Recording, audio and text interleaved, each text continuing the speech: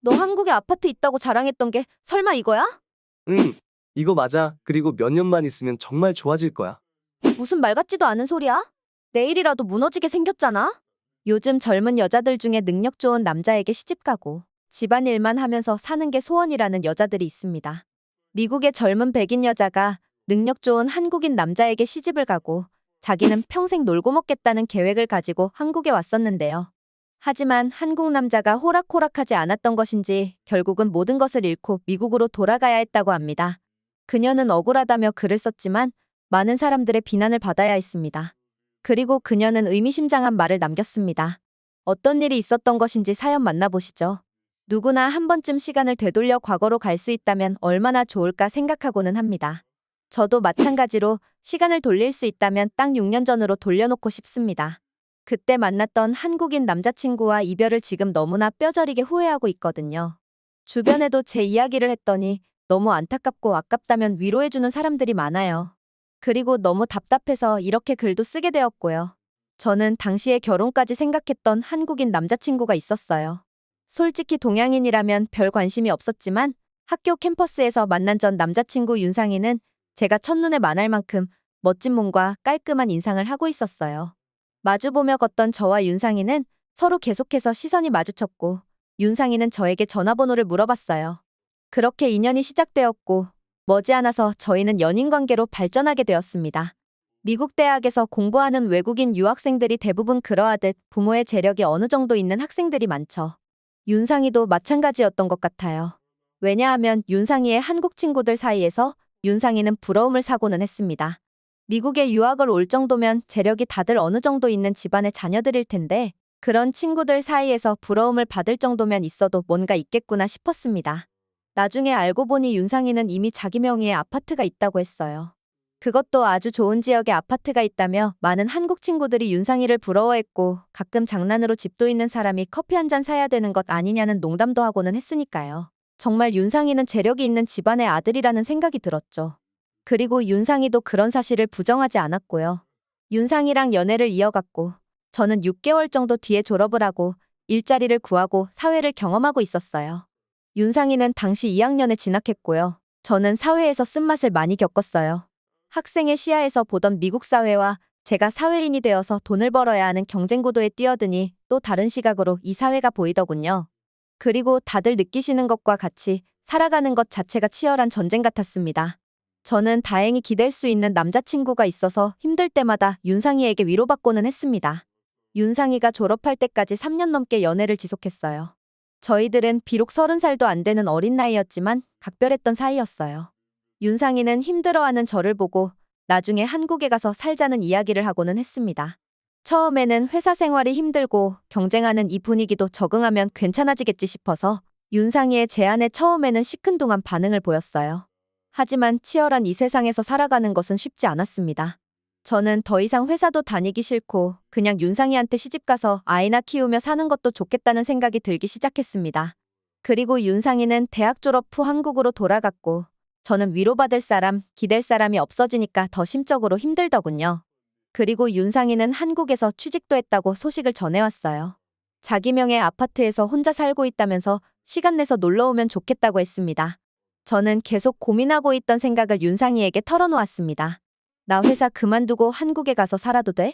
조심스럽게 물어봤는데 윤상이는 흔쾌히 좋다고 해주었습니다. 저는 회사를 그만뒀어요. 사직서를 내고 지겨운 회사에서 탈출했습니다. 그리고 윤상이를 보러 한국으로 가는 비행기표도 예매했습니다. 사실상 한국에 윤상이랑 결혼하러 가는 상황이었죠. 그리고 윤상이를 통해서 한국 이야기를 많이 들어왔던 터라 정말 살기 괜찮고 안전하고 모든 것들이 편리한 곳이라는 이야기를 들었거든요. 실제 한국에 다녀와 본 사람들 모두가 한국은 정말 괜찮은 곳이라는 이야기를 많이 했기 때문에 기대가 되었습니다. 게다가 윤상이가 한국에 있으니까 정말 든든할 수밖에 없겠다는 생각이 들었습니다. 그렇게 한국에 왔고 윤상이는 공항으로 마중 나왔습니다. 저는 30인치 캐리어 2개를 들고 왔어요. 옷가지들이 대부분이었지만 제 짐들은 거의 다 챙겨왔습니다. 윤상이 차에 가서 트렁크에 짐을 싣는데 10년은 더 돼 보이는 낡은 승용차 한 대를 가지고 와서 실망했지만 상관없었습니다. 왜냐하면 땅값 비싼 곳에 아파트를 가지고 있고 윤상이는 한국에서 괜찮은 회사에 취직해서 급여도 괜찮았다고 했거든요. 나중에 결혼하고 나서 차는 좋은 걸로 바꾸자고 꼬시면 그만이니까요. 솔직히 윤상이를 만나서 좋은 것도 있지만 믿음직한 사람과 함께 새로운 곳에서 새 출발을 할 생각을 하니 기대가 되었습니다. 윤상이는 경기도 과천이라는 곳에 자기 집이 있다며 지금은 넓지 않지만 몇 년 뒤에 재건축이 예정되어 있어서 그게 완공되면 정말 근사하고 멋질 것이라는 이야기를 해주었습니다. 요약해보면 지금 집은 오래된 낡은 아파트이지만 상당히 비싼 집이고 몇 년만 있으면 집값도 더 오르고 더 좋은 환경에서 살 수 있다는 내용이었습니다. 집이 오래되긴 했지만 내부 수리는 잘 해놔서 깨끗하다며 너무 놀라지 말라는 이야기도 했습니다. 그 이야기를 듣는데 뭐 낡아봐야 얼마나 낡았고 오래돼봐야 얼마나 오래되겠냐 생각했죠. 고속도로를 타고 오는데 과천으로 빠져나가는 IC 옆에 높은 아파트들이 보였어요. 솔직히 처음에는 거기인 줄 알았습니다. 단지도 되게 커 보였고 건물도 전혀 낡아 보이지 않았고 일단 고속도로에서는 그 아파트밖에 보이지 않았거든요.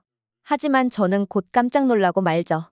그 웅장한 아파트 단지 바로 앞에 아주 낡은 5층짜리 초라한 아파트 단지가 보였습니다. 설마 하는 순간 윤상이는 그쪽으로 차를 꺾었고 아주 높은 방지턱에 엉덩이가 들썩이며 그 단지 안으로 들어갔습니다. 저는 표정이 굳어졌어요. 윤상이는 제 눈치를 보며 여기 그렇게 나쁜 곳 아니고 정말 좋은 거라며 한국에 살다 보면 알게 될 거라고 하더군요. 윤상이는 저를 책임져 주겠다고 한국으로 초청한 것이고 너무나 감사한 일이지만 이런 곳에서 살아야 된다고 생각하니 끔찍했던 것도 사실이에요. 애써 웃으며 집 안으로 들어갔습니다. 외관만큼 낡지는 않았지만 그래도 뭔가 바닥도 평평하지 않은 것 같고 집 내부 구조도 굉장히 답답해 보였어요. 작은 집이었습니다. 윤상이가 사진으로 보여줬던 것보다 더 좁아 보였어요. 이걸 믿고 내가 회사도 그만두고 여기까지 왔는데 이런 초라한 곳에서 살아야 된다고 생각하니 화가 났습니다.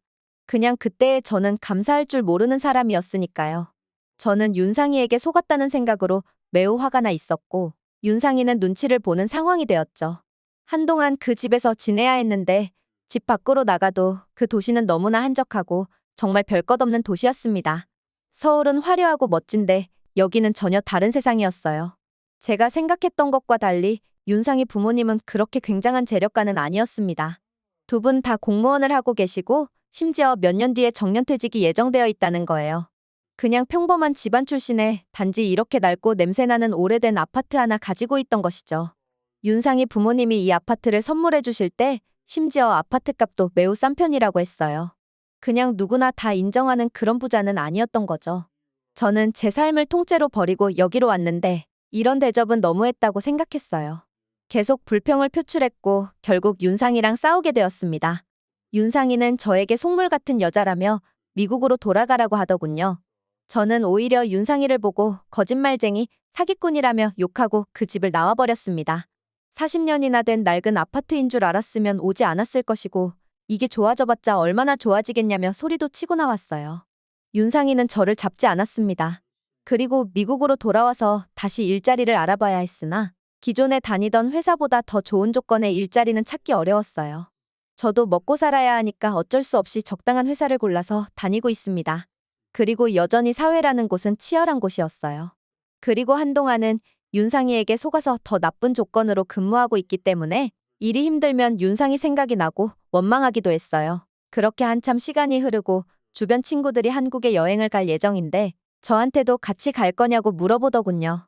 제가 한국에 가고 싶은 마음이 남아있었겠나요? 안 가겠다고 했습니다. 친구들은 저한테 기념품이라도 사온다며 한국 여행 갈 생각에 신나하고 있는 모습이었고요. 괜히 친구들이 한국 이야기를 해서 옛날 한국에 갔던 것도 생각났고 시간도 한참 지나서 과천이라는 곳을 구글로 검색해보기 시작했죠. 어디 네 생각대로 그렇게 됐나 한번 보겠다는 생각으로요. 여전히 그 모습 그대로라면 여기서라도 실컷 비웃어줘야겠다라고 생각했어요. 하지만 저는 충격을 받아버리고 말았죠. 그 자리에는 으리으리한 아파트 대단지가 들어와 있었고 집값도 100만 달러가 넘었어요. 저는 깜짝 놀라서 제가 가지고 있던 옛날 윤상이의 페이스북 아이디를 가지고 인스타그램 계정을 찾아냈습니다. 그리고 윤상이는 인스타그램에 새 집에서 찍은 사진들을 올려놨습니다. 댓글에는 많은 한국 친구들이 축하해준다고 써 있었어요. 그리고 결혼도 준비하는 것 같았죠. 저게 내 자리였는데라는 분한 감정이 치밀어 올랐습니다. 예비 신부의 얼굴을 보니 저보다 훨씬 못생겼어요. 저는 다시 그를 꼬실 수 있다는 생각으로 그에게 메시지를 보냈어요. 하지만 얼마 지나지 않아서 답장이 왔는데 좋은 내용은 아니었습니다. 자신에 대해서 관심을 끊어달라는 내용의 답장이 왔어요. 그렇게 못생긴 여자랑 살 바에 나랑 사는 게 더 낫다며 다시 메시지를 보냈지만 이제는 답장이 없는 상태예요. 기회를 제가 스스로 차버린 것이 너무 후회가 됩니다. 그리고 도대체 한국이라는 곳은 뭘 하는 데길래 그 무너져가는 아파트가 어떻게 6년 만에 100만 달러가 넘는 아파트가 되어 있는지 알 수가 없습니다. 여기 미국에서도 2층짜리 멋진 집을 100만 달러나 주고 사지 않는데 정말 알 수 없는 일입니다. 제가 못생긴 한국 여자의 자리를 뺏을 수 있을까요? 그리고 방법이 있다면 어떻게 해야 할까요? 그냥 포기해야 하는 건가요? 저는 쉽게 포기가 안 되네요. 오늘의 사연은 여기까지입니다. 다음에도 좋은 영상으로 찾아뵙겠습니다.